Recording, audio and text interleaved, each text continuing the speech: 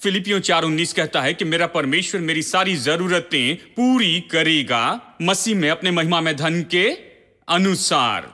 इस वचन में ये बहुत ही महत्वपूर्ण है। सब लोग कहें सब। कितने लोग जानते हैं सब यानी सब?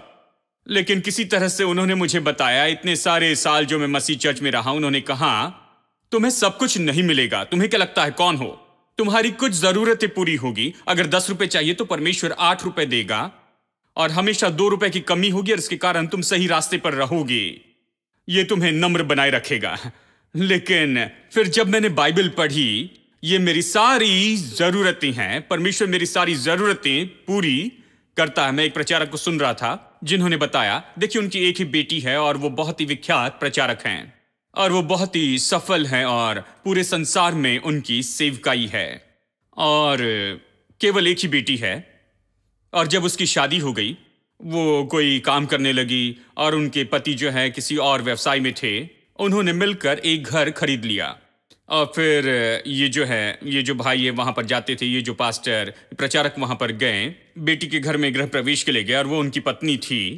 वो अपने मन में सोच रहे थे कि इस गृह प्रवेश के लिए हमें उन्हें क्या तोहफा खरीद कर दे, और वो कुछ निर्णय नहीं ले पाए। और जब वो वहां पर पहुंचे तो उन्होंने देखा कि उनकी बेटी कारपेट का कैटलॉग देख रही थी, कारपेट्स देख रही थी, और उसने अपनी माँ से पूछा, माँ तुम्हें इसके बारे में क्या लगता है? ये बहुत ही सुंदर पर्शियन रग है, जानती हो मैं यहाँ पर इस हॉल में इसे यहाँ पर रखना चाहती हूँ, ये बहुत अच्छा दिखाई दे रहा है। माँ ने भी उसे देखा और फिर माँ ने पिता को देखा, यानी पिता की ओर देखा, और उनकी आंखों ने बात की, जानते हैं, कहा हाँ हमें यही खरीदना चाहिए, यही तो इन्हें चाहिए, हम इनके लिए कुछ खरीदना चाहते थे, अब पता चला कि इन्हें क्या चाहिए। तो पिता ने बेटी की ओर देखकर कहा, ठीक है तुम्हें ये चाहिए तो बस इसका ऑर्डर कर दो और इसकी कीमत चाहे जो भी हो मैं उसके लिए एक चेक लिख कर दे दूंगा, बस आगे बढ़कर तुम इसका ऑर्डर कर लो। और तुरंत ही उनकी बेटी जो है बहुत गुस्से में आ गई, क्योंकि जानते हैं कुछ अमेरिकन बच्चे ऐसे होते हैं, मैं कमाती हूं, मैं खरीद सकती हूं, पिता मुझे खरीद कर देने वाले कौन है? तो उसने पिता की ओर देखकर कहा, डैडी मैंने आपको ये इसलिए नहीं दिखाया कि आप मुझे ये खरीद कर दें, मुझे इसे खरीदना आता है। मैं माँ को ये इसलिए दिखा रही थी ताकि वो देखे कि ये क्या अच्छा है या नहीं खरीदने के लिए। मैंने आपको खरीदने के लिए नहीं कहा है, मैं नहीं चाहती कि आप मुझे खरीद कर दे। तो डैडी ने कहा, ठीक है कोई बात नहीं, कोई समस्या नहीं, लड़ो मत, जानते हैं। और फिर वो चले गए और फिर उसके बाद 2 महीने बाद वो आते हैं और वो देखते हैं कि सारी खिड़कियों पर बेडशीट लटकी हुई हैं, कोई भी पर्दे नहीं थे क्योंकि उनके पास पैसे नहीं थे। उन्होंने नया घर खरीदा था, नई कार ली, अब इन दोनों के लिए हर महीने किस्तें चुकानी थी और उनकी कमाई तो थोड़ी सी कम थी क्योंकि अभी जवान लोग थे, नई नई नौकरी थी, नई नौकरी पर आए अपने व्यवसाय में नई शुरुआत की थी, सीमित कमाई थी और उन्हें ये सब खरीदने के लिए थोड़ी राह देखनी थी, इसलिए खिड़कियों पर बेडशीट लटकी हुई थी वहां खिड़कियों पर। तो पिता ने फिर से एक बार कहा, देखो ये अच्छा नहीं है, तुम्हें इसमें नहीं रहना है, मैं तुम्हारे लिए पर्दे खरीद लो, बस जाकर ऑर्डर करो और मैं इसके लिए तुम्हें चेक दे दूंगा, इन सभी पर्दों के लिए, ये सभी पर्दे जो तुम्हें चाहिए बस ले लो इसे। और वो फिर से गुस्से में आई, नहीं डैडी मुझे ये सब खरीदना आता है, किसने बताया कि मुझे ये खरीद के दें? मैं आपसे नहीं कह रही हूं, मैं अपना घर इसलिए नहीं दिखा रही हूं कि आप इसे देखें और इसके बाद में मेरे लिए कुछ खरीद कर दें, नहीं, मैं नहीं चाहती कि आप ये सब कुछ खरीद कर दें। उन्होंने कहा, ठीक है कोई बात नहीं। फिर और कुछ महीने बीत गए और इस समय वो बहुत परेशान हो गए थे, घर की किस्तें चुका रहे थे, कार की किस्तें चुका रहे थे, कार की किस्तें, फिर घर की किस्तें, फिर घर की किस्तें, फिर कार की किस्तें, और ये सब कुछ बहुत मुश्किल हो रहा था, जानते हैं। और हर एक पैसा बचाने की कोशिश कर रहे थे और आशा कर रहे थे कि कोई आकर मदद करेगा। और एक दिन उनके पिता वापस आ रहे थे, कहीं दूसरी जगह प्रचार करके वापस आ रहे थे। उसने डैडी को फोन किया, कहा जब घर में आएंगे मैं आपको लंच पर लेकर चलूंगी, मैं और मेरे पति आपके लिए लंच लेंगे। डैडी ने फिर से कहा, देखो मैं पिता हूं, मैं इसके लिए पैसे चुकाऊंगा। उसने कहा, नहीं, लंच के लिए मैं पैसा चुकाऊंगी, आप हमेशा ऐसे ही करते हैं। उसने कहा, ठीक है लड़ो मत, हम आएंगे। वो उन्हें लेने के लिए अपनी कार से आती हैं और फिर वो लंच के लिए जाते हैं। और रास्ते में उन्होंने कार देखी, वो अच्छी कार थी और अवश्य वो नई थी, कर्ज लेकर खरीदा था और ये सब।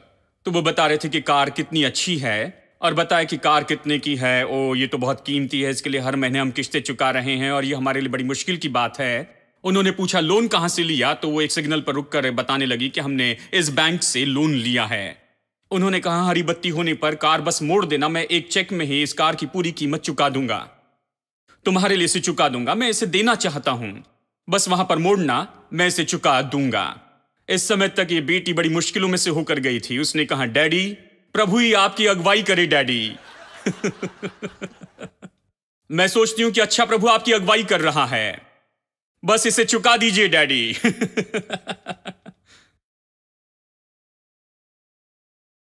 बहुत से मसीह विश्वासी ऐसे ही होते हैं, देखिए। और इसीलिए मैं कहता हूं कि लोग कहते हैं कि मैं संपन्नता पर विश्वास नहीं करता। आप गरीब होने तक राह देखिए, विश्वास करेंगे। और जब आपके पास कोई पैसा नहीं रहेगा, तब आप संपन्नता के लिए विश्वास करेंगे। उसे नहीं चाहिए था, वो सोचती थी कि वो खुद सब कुछ कमा सकती है, लेकिन उनके पिताजी उनके लिए बहुत कुछ करने के लिए तैयार थे। घर खरीदना भी उनके लिए कुछ भी नहीं है, वो इतने बड़े व्यक्ति हैं और उनके पास काफी है, और ये कुछ खरीदना उनके लिए कोई बड़ी बात नहीं है। कार और ये सब कुछ एक चेक में दे सकते हैं, उधार लेने की जरूरत नहीं। उनकी बेटी को लोन लेना नहीं है, तो उन्होंने कहा मैं चुकाऊंगा। लेकिन उनकी बेटी नहीं सुन रही थी, और जानते हैं आखिर में वो ऐसी दशा में आई जहां एक एक पैसा बचाती थी, जानते हैं। तब उसने जाना कि मेरे प्रभु, मेरे पिताजी बहुत अच्छे हैं। अच्छा, इस समय इस ऑफर को ले ले। इससे चूकना नहीं। और फिर वो वहां पर बैंक में गए और बस 5 मिनट में ही कार की पूरी कीमत चुका दी और ओनरशिप बुक को वापस ले लिया। और जब वो आकर कार में बैठे तो बेटी ने कहा, डैडी, कारपेट की डील के बारे में क्या अभी भी हो सकती है? और पर्दों के बारे में क्या? अभी वो सीख रही थी। जब आपके ऐसे अच्छे पिता होते हैं तो क्यों दुख उठाना है? देखिए, हमारा स्वर्गीय पिता तो इस पिता से, या कहिए संसार के सबसे अच्छे व्यक्ति से भी बहुत ही बेहतर है। इसलिए परमेश्वर की ओर से लेने में आप रोक टोक में न रहें, बस आप अच्छे लेने वाले हो जाएं। देखिए, रविवार की शाम को मैं इसके बारे में बता रहा हूं। पिछले हफ्ते में बता रहा था कि लोगों को प्राप्त करने में कैसी समस्या होती है। आप जानते हैं आज कितने करोड़ों लोग चर्च में उपस्थित होते हैं पूरे संसार में। वो कभी कुछ प्राप्त करने के मकसद से नहीं होते हैं, बस इसीलिए आते हैं क्योंकि उनके दादा उस चर्च में आया करते थे। वो बस उपस्थित रहते हैं, कुछ पाने के लिए नहीं आते हैं। वो कुछ अपेक्षा नहीं करते हैं, परमेश्वर से चमत्कार की अपेक्षा नहीं करते। वो उस वचन को सुनने की अपेक्षा नहीं करते जो उन्हें आजाद करेगा, जो उन्हें नए मार्ग पर रखेगा अपने जीवन में। वो वहां पर जीवन के लिए दर्शन पाने के लिए नहीं है, वो वहां पर जीवन के लिए सपना पाने के लिए नहीं, वो वहां पर कुछ पाने के लिए नहीं है। वो कुछ भी अपेक्षा नहीं करते हैं, वो कुछ भी पाने के लिए नहीं है। आज तो लाखों लोग चर्च में बस बैठे हैं और वो तो प्राप्त करने के लिए है ही नहीं। वो सोचते कि उनके आने से वो चर्च पर और प्रचारक पर एहसान करते हैं कि वो आकर चर्च में अपनी अटेंडेंस दे रहे हैं, जानते हैं। और वो तो कुछ रुपया देते हैं ऑफरिंग में। वो सोचते हैं वो कुछ कर रहे हैं, पर वो वहां प्राप्त करने के लिए नहीं आते हैं। लेकिन मैं आपको बताऊं, हर समय जब आप यहां आते हैं, अच्छा है कि आप पाने के लिए तैयार हो जाएं, क्योंकि परमेश्वर कहता है आप आते हैं, अपने हाथ उठाकर आराधना करते हैं। जब भी आप अपने हाथ खोलते हैं, आप देते हैं, आराधना करते हैं, गीत गाते हैं और प्रार्थना करते, तो आप भी प्राप्त करने के लिए तैयार हो जाएं, क्योंकि जो हाथ खुल जाता है वो भरकर वापस आए। अच्छा नाप दबा दबा कर, हिला हिला कर, उमड़ता हुआ उसे वापस आना है।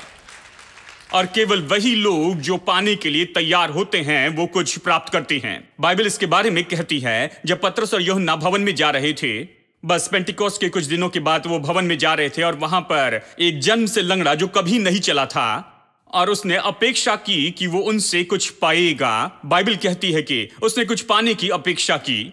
और जब आप अपेक्षा करते हैं तो आपको कुछ मिलता है। उस मनुष्य के साथ में क्या हुआ? वो खड़ा हुआ, वो कूदा, उछलते हुए वो चलने लगा और परमेश्वर की स्तुति करते हुए चला गया। तो कुछ अपेक्षा कीजिए। कितने लोग अपेक्षा करते हैं? हम यहां चर्च अटेंड करने के लिए नहीं आते, हम कुछ पाने के लिए आते हैं। अच्छे लेने वाले बने। आपका स्वर्गीय पिता अच्छी चीजों से भरा है कि आपको दें, तो आप प्राप्त करने के लिए तैयार हो जाएं। वो आपकी सारी जरूरतें पूरी करेगा। जब यीशु इस पृथ्वी पर था, उसने कहा, क्या खाओगे इसकी चिंता न करना, कि क्या पियोगे और क्या पहनोगे। और तुम आकाश के पक्षियों को और घास को देखो, ये घास जो आज है और कल चली जाएगी। सुलेमान अपनी पूरी महिमा में था, उससे भी बेहतर कपड़े परमेश्वर इन्हें देता है। क्या वो तुम्हारे लिए से नहीं करेगा? पहले परमेश्वर और उसकी धार्मिकता को खोजो और सारी दूसरी चीजें तुम्हें जोड़ दी जाएगी। ओ, मुझे ये पसंद है। यीशु मेरे जैसे प्रचारक था। वो उन धार्मिक प्रचारकों के जैसे नहीं था। उसने इसी का प्रचार किया। ये सारी चीजें तुम्हें दे दी जाएगी। उसे परवाह थी कि लोग इन सारी बातों के बारे में परवाह करते हैं। मैं आपको बताता हूं, मेरे लिए परमेश्वर की संतान होने का मतलब यह है कि परमेश्वर मुझे देखता है और वो मेरी सारी जरूरत पूरी करना चाहता है। वो मेरी सारी जरूरत पूरी करना चाहता है। कैसे पूरा करना चाहता है? केवल जैसे तैसे नहीं। मैं उस सड़क पर रह चुका हूं जहां पर आपको बड़ी मुश्किल से कुछ मिलता है। वो मुझे लेकर चलता है बहुतायत के उस मार्ग में। मैं बहुतायत के परमेश्वर में विश्वास करता हूं। मैं विश्वास करता हूं कि मुझे बढ़कर देता है जो भी मेरी जरूरत है, जो भी मैंने मांगा है, जो भी मैंने कल्पना की है। मैं सपने में भी जो नहीं सोच सकता हूं, परमेश्वर मुझे उसे देने के काम में लगा है। आमीन। परमेश्वर प्रयोजन करता है। क्योंकि हम तो उसकी संतान हैं और वो जिम्मेदार है, और वो जिम्मेदार और अपने कर्तव्य को महसूस करता है। परमेश्वर हमारे लिए कर्तव्य और जिम्मेदारी को महसूस करता है। अगर वो हमारे लिए प्रयोजन न करे, जानते हैं, लोगों ने कई बार मुझसे पूछा, अगर आपके पास काफी पैसा न रहे कि आप टीवी पर रह सके तो मैं टीवी पर नहीं रहूंगा। अगर मैं टीवी के लिए पैसा नहीं दे सकता तो मैं बंद कर दूंगा। क्योंकि ये मेरी बात नहीं है, परमेश्वर की बात है।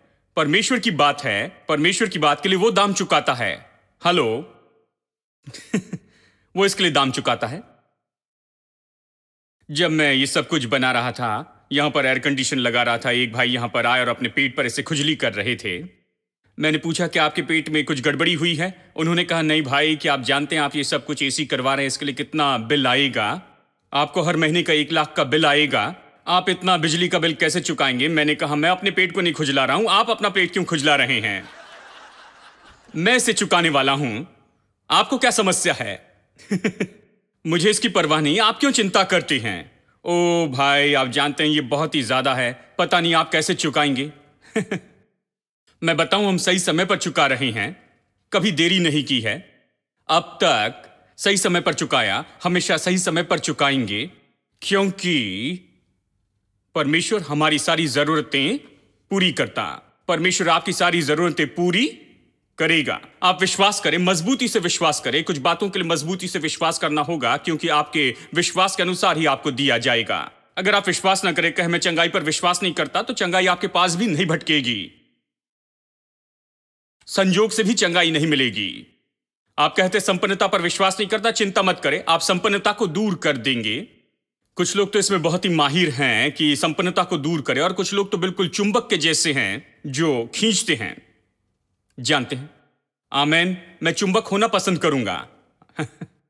संपन्नता को दूर करने में माहिर होने के बजाय मैं परमेश्वर पर विश्वास करना चाहता हूं, जो मेरी सारी जरूरतें पूरी करता है। मैं अपेक्षा करता हूं कि उसकी ओर से मैं पाऊंगा। मैं अपेक्षा करता हूं कि परमेश्वर महान काम करें। परमेश्वर मेरे लिए हमेशा नए काम करते जाए। क्या आप अपेक्षा करते हैं?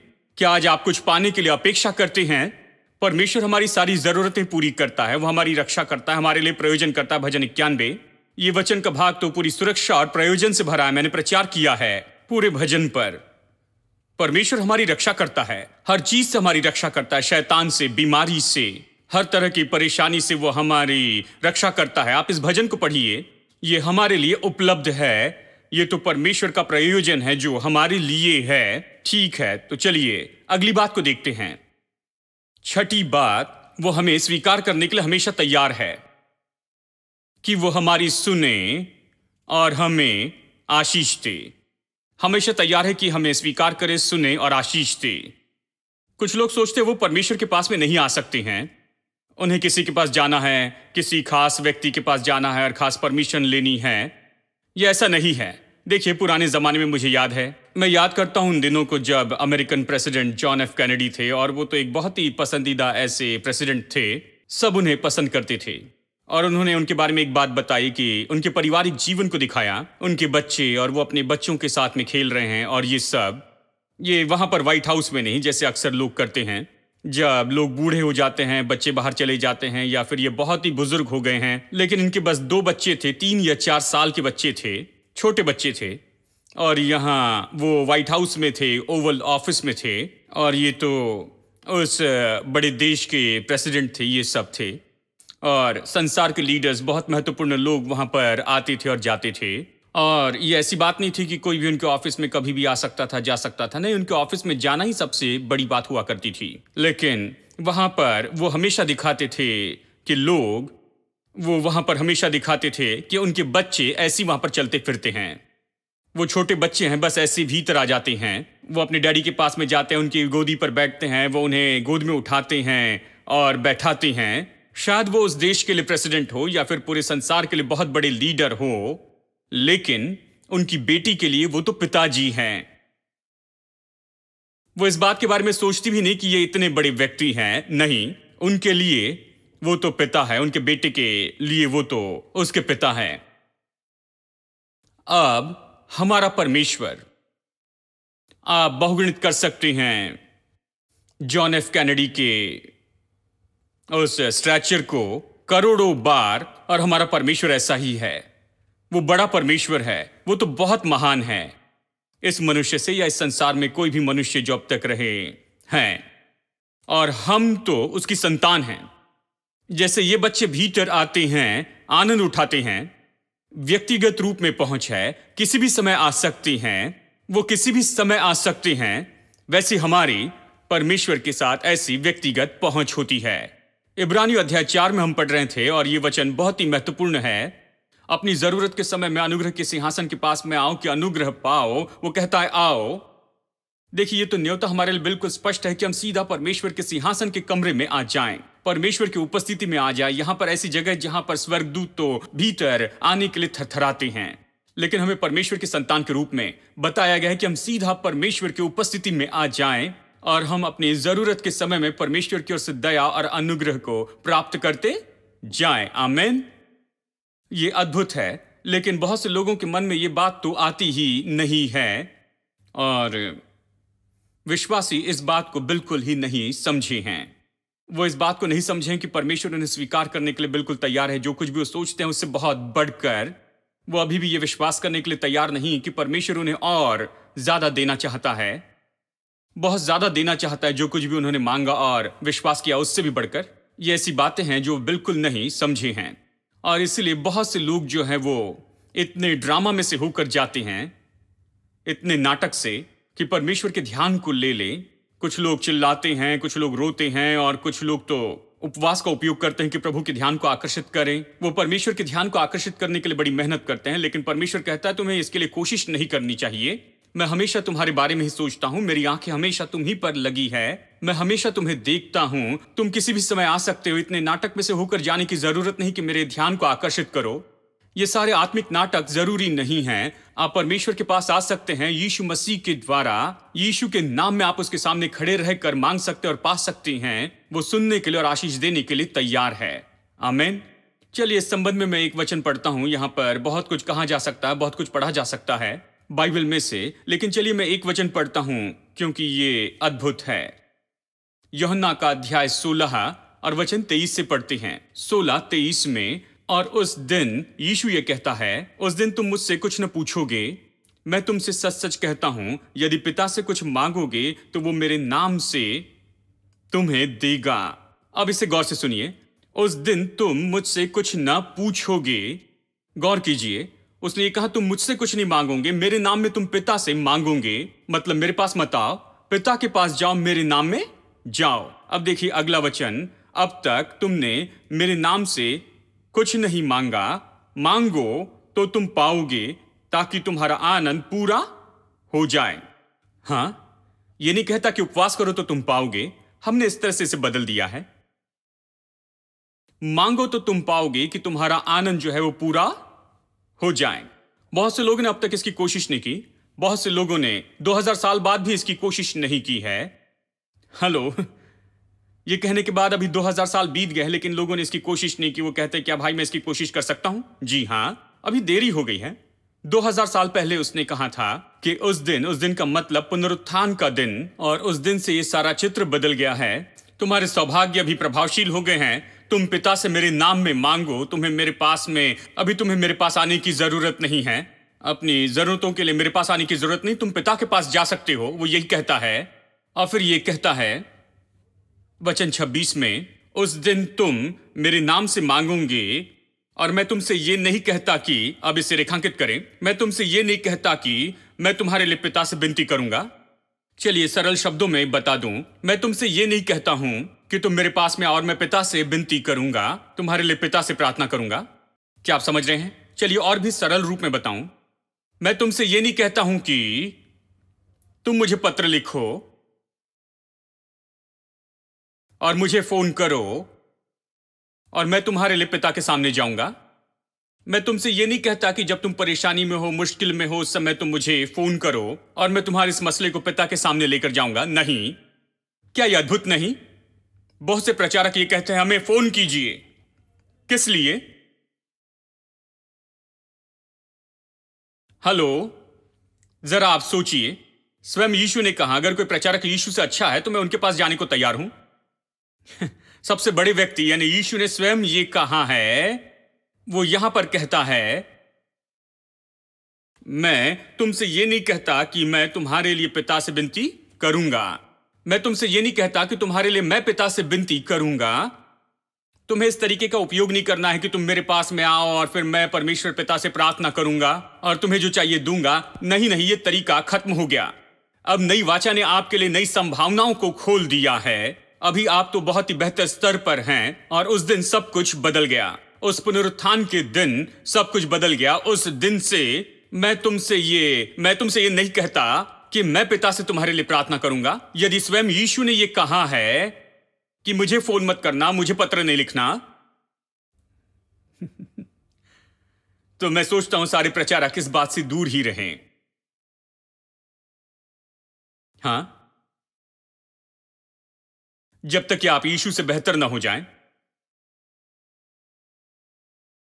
उसने कहा मैं तुमसे ये नहीं कहता हूं कि मैं पिता से तुम्हारे लिए विनती करूंगा। मैं ये नहीं कहता कि मैं पिता के सामने तुम्हारे लिए विनती करूंगा। क्यों? अगला वचन सुनिए। क्योंकि पिता तो आप ही तुमसे प्रेम रखता है। ओ, मुझे यह बहुत पसंद है। क्योंकि पिता आप ही तुमसे प्रेम करता है। सब लोग कहें पिता स्वयं आपसे प्रेम करता है।